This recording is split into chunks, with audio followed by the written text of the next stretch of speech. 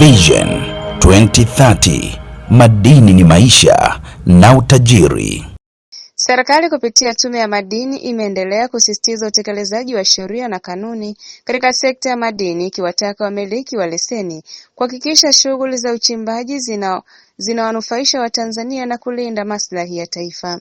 Akizungumza jijini Dodoma kwenye kikao cha wamiliki wa leseni, Kamishna wa Tume ya Madini Mhandisi Theonestina Mwasha amesema kipaumbele cha serikali ni kuwawezesha wamiliki wa leseni wazawa, huku ikiweka msisitizo kwa wawekezaji wa kigeni kufuata taratibu zote za uwekezaji kabla ya kuanza shughuli zao. Amesema ni lazima kwa mwekezaji wa kigeni kupata idhini kupitia afisa madini wa eneo husika kabla ya kuanza shughuli yoyote, sambamba na kuwa na utaalamu maalum unaohitajika katika sekta hiyo. Ni wajibu wa mmiliki wa leseni kulinda utu na maslahi ya Watanzania katika maeneo ya uchimbaji. Ni aibu kuona Mtanzania anadhulumiwa katika leseni anayoimiliki na Mtanzania mwenyewe. Ameongeza kuwa wamiliki wa leseni wanapaswa kuzingatia masharti yote ya leseni zao, ikiwemo kuteua meneja mwenye uwezo wa kusimamia shughuli za uchimbaji na kuhakikisha usalama wa wafanyakazi migodini. Pia Mhandisi Mwasha amekemea tabia ya baadhi ya wazawa kuwaingiza wawekezaji wa kigeni bila kufuata taratibu rasmi kupitia ofisi za madini, akisisitiza kuwa mikataba yote inapaswa kuwa halali na kusimamiwa na mamlaka husika. Wawekezaji wa kigeni wanapaswa kuheshimu mila na desturi za Watanzania na pia kuhakikisha wana wataalamu wanaweza kuwasiliana kwa Kiswahili na Kiingereza. Serikali ipo kuwalinda na kuwatetea wazawa.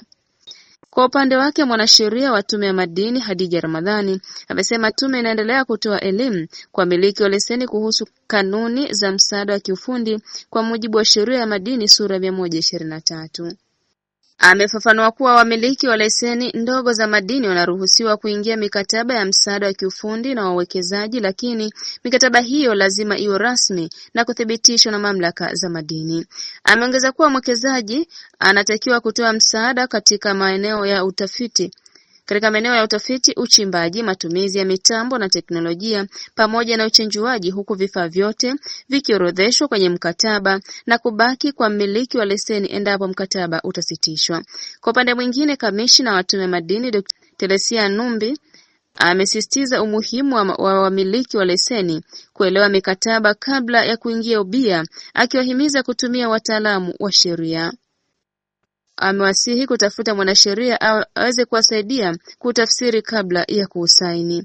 Ni bora kulipa gharama ndogo sasa kuliko kupata hasara baadaye. Ameongeza kuwa ni muhimu kwa wadau wa sekta ya madini kufanya vikao vya tathmini mara kwa mara ili kufuatilia mapato, changamoto na mafanikio ya shughuli zao. Mohab TV, Dodoma.